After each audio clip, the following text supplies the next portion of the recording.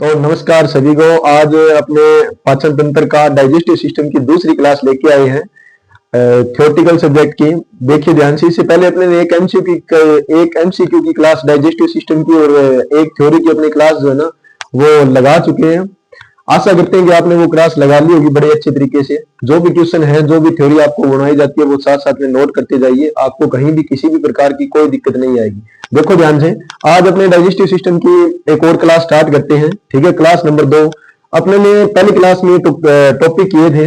अपने ने पढ़ लिया कि मुख मुख गुहा पढ़ ली। मुख गुहा के अंदर चारों की चारों संरचनाएं, जिसमें दांत, जीभ, तालू और इसके बाद में लार ग्रंथियां हैं, वो पढ़ ली है। ठीक है, आगे देखो, अब अपने स्टार्ट करते हैं मुख गुहा के बाद में दूसरा टॉपिक है ग्रसनी, जिसको कहा जाता है। ठीक है, देखो ध्यान से, अपने डायग्राम बनाते हैं एक और।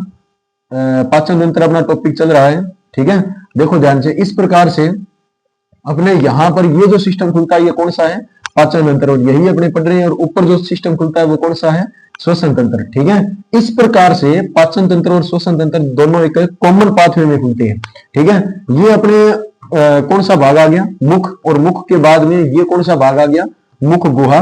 और मुख गुहा के अंदर अपने ने चारों के चारों पार्ट पढ़ लिए। एक तो पढ़ लिया दांत, दूसरा पढ़ लिया जीभ, और इसके बाद में पढ़ लिया तालु, और इसके बाद में अपने ने पढ़ लिया लार ग्रंथि। ये चारों के चारों पार्ट पढ़ लिए। अब इसके बाद में देखो ध्यान से, आगे अपने टॉपिक जो पढ़ेंगे वो है अपने पास टॉपिक कौन सा? ये पूरा का पूरा पार्ट। ठीक है, ये पूरा का पूरा भाग। और इस पूरे भाग को क्या कहा जाता है? ग्रसनी कहा जाता है। ग्रसनी का मतलब फेरिंक्स इसको बोला जाता है। ठीक है ना, फेरिंक्स इसको बोला जाता है। अब सुनो मेरी बात ध्यान से कि यहां पर ये जो ग्रसनी है ना, ये जो ग्रसनी है इसको जंक्शन कहा जाता है। ठीक है ना, जंक्शन कहा जाता है। जंक्शन, जंक्शन का मतलब आपने देखा ही होगा कि ऐसा एक स्टेशन जिस पर बहुत सारी जो रेलवे लाइन है वो होती है और बहुत सारी ट्रेनें एक जगह पर आकर रुकती है, उसे क्या कहा जाता है? जंक्शन। उसी प्रकार से अपनी बॉडी के अंदर यहां पर सिस्टम खुलते हैं दो। एक तो कौन सा? श्वसन तंत्र, मतलब रेस्पिरेटरी सिस्टम। ठीक है ना, और दूसरा कौन सा? पाचन तंत्र, मतलब डाइजेस्टिव सिस्टम। ये दोनों के दोनों सिस्टम जब एक साथ खुलते हैं तो फेरिंक्स को क्या बोला जाता है? जंक्शन बोला जाता है। मतलब कॉमन पाथवे होता है। कौन से तंत्र का? पाचन तंत्र का। और दूसरा कौन से तंत्र का? श्वसन तंत्र का। आगे बात समझे। अब देखो, ग्रसनी के भाग होते हैं भैया 3। आगे बात समझे, इसे कहा जाता है नासा गुहा। ठीक है, नासा गुहा। और नासा गुहा को कहा जाता है नेजल कैविटी। ठीक है ना, नेजल कैविटी। ग्रसनी का इतना भाग, ग्रसनी का इतना भाग, और यहां पर खुलते हैं आंतरिक नासा छिद्र। इतनी बात समझ आ गई। अब देखो, ग्रसनी का इतना भाग में यहां पर जोड़ देता हूं nasal cavity, nasal cavity plus pharynx. ठीक है ना, नेजल कैविटी प्लस फेरिंग्स। और ये नाम बन गया कौन सा? नेजोफेरिंग्स। नेजोफेरिंग्स। और इस नेजोफेरिंग्स को हिंदी में कहा जाता है नासाग्रसनी। ठीक है, नासाग्रसनी। इतनी बात समझ आ गई। और इसमें बॉडी का कौन सा सिस्टम खुलता है? याद रखना, श्वसन तंत्र। पूछा जाता है क्वेश्चन की ग्रसनी का ऐसा भाग बताइए जिसमें श्वसन तंत्र खुलता है, क्या कहलाती है?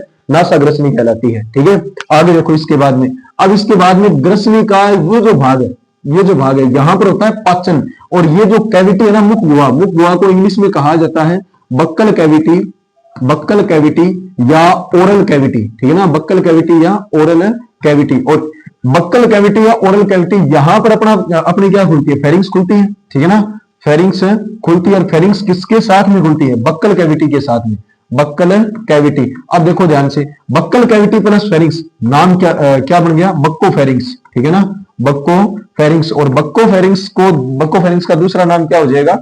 ओरोफेरिंग्स। इसको हिंदी में कहा जाता है मुख गुह्य ग्रसनी। ठीक है ना, मुख गुह्य ग्रसनी। और मुख गुह्य ग्रसनी के बाद में देखो यहां पर होता है अपना सवर यंत्र, जिसको वॉइस बॉक्स बोला जाता है। इसको अपना क्या बोला जाता है? Voice box. और इस वॉइस बॉक्स का नाम क्या होता है? लैरिंग्स। इतनी बात समझ आ गई। अब देखो, ग्रसनी का वो भाग जो इस लैरिंग्स को टच कर रहा है यहां पर। ठीक है, इसको, इसके साथ में मैं नाम जोड़ देता हूं लैरिंग्स प्लस फेरिंग्स। ठीक है, लैरिंग्स प्लस फेरिंग्स, इसका नाम बन जाएगा लैरिंजोफेरिंग्स। लैरिंजोफेरिंग्स मतलब इसको हिंदी में कहा जाता है कौन सी ग्रसनी? सवर यंत्र ग्रसनी, सवर यंत्र ग्रसनी। अब देखो ध्यान से, इस भाग में बक्कोफेरिंग्स के इस भाग में यहां पर होता है एक छोटी सी संरचना लटकी रहती है। और इसको क्या कहा जाता है? कोमल तालु का ये भाग है, सॉफ्ट पैलेट जिसको कहा जाता है। कोमल तालु के इस भाग को कहा जाता है विलम पैलेटाइन। ठीक है, विलम पैलेटाइन। और विलम पैलेटाइन का दूसरा नाम होता है यूवुला। आगे बात समझे। कार्य मैंने आपको कल बता दिया था कि ये जो भाग है ना, ये यहाँ पर आंतरिक नासा छिद्रों में भोजन को जाने से रोकता है। इतनी बात समझ आ गई। अब देखो इसके बाद में अब होता क्या है कि जो जब फूड इस प्रकार से आता है तो ये यूविला जो है ना, ये यहाँ पर अपनी स्थिति चेंज कर लेता है और ऊपर की ओर जब चिपक जाएगा तो कुछ टाइम के लिए आपका जो रेस्पिरेशन है ना वो बंद हो जाएगा। इतनी बात समझ आ गई। जंक्शन की भांति व्यवहार करता है। अब देखो अगर आपको ये थोड़ा सा यहाँ पर समझ नहीं आया तो आप एक छोटा सा उदाहरण सुनिए।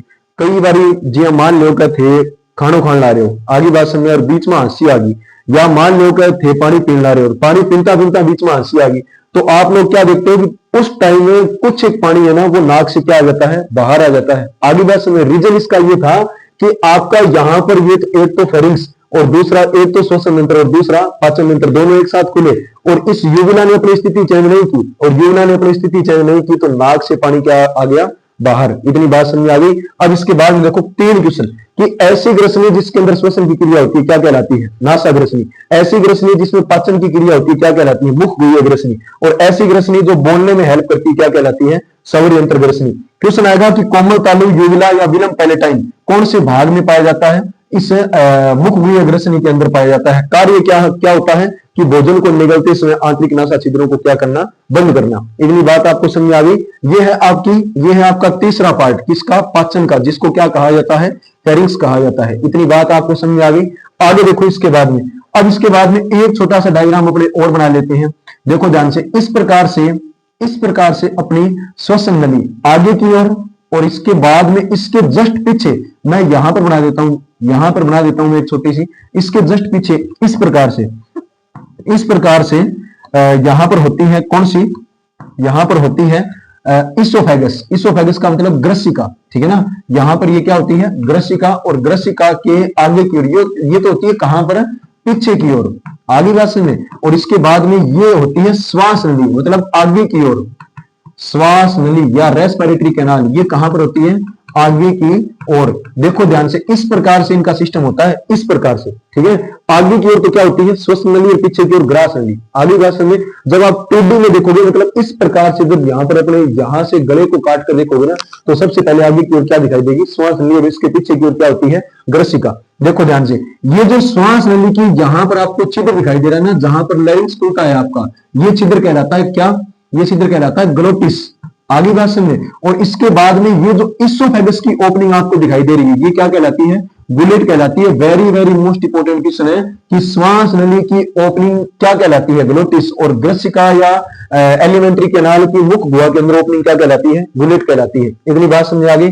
अब देखो, इस श्वास नली में यहां पर एक छोटी सी ढक्कनुमा संरचना पाई जाती है, छोटी सी ढक्कनुमा संरचना पाई जाती है। तो देखो किसके ऊपर है, ग्लोटिस के ऊपर। ग्लोटिस के ऊपर है तो नाम आगे जुड़ जाता है एपिग्लोटिस, और एपिग्लोटिस को हिंदी में कहा जाता है घाटी ढक्कन, ठीक है ना, घाटी ढक्कन। होगा क्या कि इस प्रकार से जब मुख गुहा से फूड नीचे की ओर आएगा ना, तो फूड इसके ऊपर प्रेशर डालेगा तो जो नीचे की ओर इस प्रकार से हो जाएगा, श्वास नली रुक जाएगी। आगे बात समझे। देखो ध्यान से इस डायग्राम के अंदर, तो मतलब ये होती है आपकी श्वास नली, और यहां पर होता है आपका कौन सा ढक्कन है, घाटी ढक्कन, ठीक है। इसके पीछे की ओर क्या मिलेगी, ग्रसिका। आगे बात समझे, ठीक है ना। तो जब फूड इस प्रकार से नीचे की ओर जाएगा तो ये अपनी स्थिति चेंज कर लेगा, श्वास नली को ढक लेगा। ढकने के बाद में पूरा का पूरा भोजन किसके अंदर चला जाएगा, इसोफेगस के अंदर चला जाएगा। अब देखो, कई बार जब अपने खाना खाते हैं, आगे बात समझे, थे मान लो का रोटी खान ला रहे हो, तो रोटी खाते टाइम क्या है, वो कुछ भोजन पे ये जो एपिग्लोटिस है ना, ये अपनी स्थिति चेंज नहीं करता है। आगे बात समझे, अपनी स्थिति चेंज नहीं करता है, जिसके कारण क्या होता है कि आपकी श्वास नली के अंदर भोजन के छोटे छोटे पार्टिकल, छोटे छोटे टुकड़े चले जाते हैं, और टुकड़े चले जाते हैं तो आपको पता है कि श्वास नली के अंदर क्या भरी जाती है, गैस भरी जाती है। वो गैस जो है ना भोजन के टुकड़ों को उछालती रहती है, और वो इधर उधर टकराते रहते हैं इससे, इस प्रकार से। आगे बात समझे, जिसके कारण आपको जोर जोर से क्या आती है, खांसी आती है। ये भी एक रीजन होता है, ठीक है।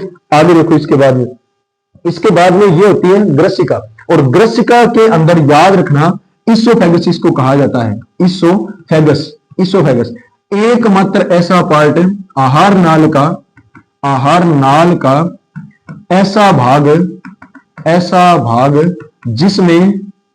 जिसमें पाचन नहीं होता है। याद रखना, आहार नाल का ऐसा भाग जिसमें पाचन नहीं होता है। आगे बात समझे। और इसे क्या कहा जाता है, इसोफेगस या ग्रसिका कहा जाता है। इतनी बात आप लोगों को समझ आ गई, ठीक है ना। और इसमें जो गति होती है ना, वो कौन सी गति होती है, कर्मा कुंचन गति, ठीक है ना, कर्मा कुंचन गति। यहां तक समझ आ गया सभी को? देखो ध्यान से, मुख गुहा अपने ने पढ़ ली, ठीक है। मुख गुहा के बाद में अपने ने ग्रसिका पढ़ ली, ग्रसिका के वो ग्रसनी पढ़ ली, ग्रसनी के बाद में अपने ने ग्रसिका पढ़ ली। आगे बात समझे? अब देखो इसके बाद में, अब इसके बाद में अपने पास टॉपिक है कौन सा? अमास्य। वेरी वेरी मोस्ट इंपोर्टेंट, अमास्य। अमास्य को क्या कहा जाता है? स्टमक कहा जाता है, ठीक है। अब देखो अमास्य सबसे पहले तो अपने भोजन, अपने जो शरीर है ना, शरीर के कौन से भाग में होता है? यहां पर होता है अपना अमास्य, ठीक है। यहां पर होता है इस थोरेसिक कैविटी में, डायाफ्राम के थोड़ा सा ऊपर और नीचे। इतनी बात समझ आ गई?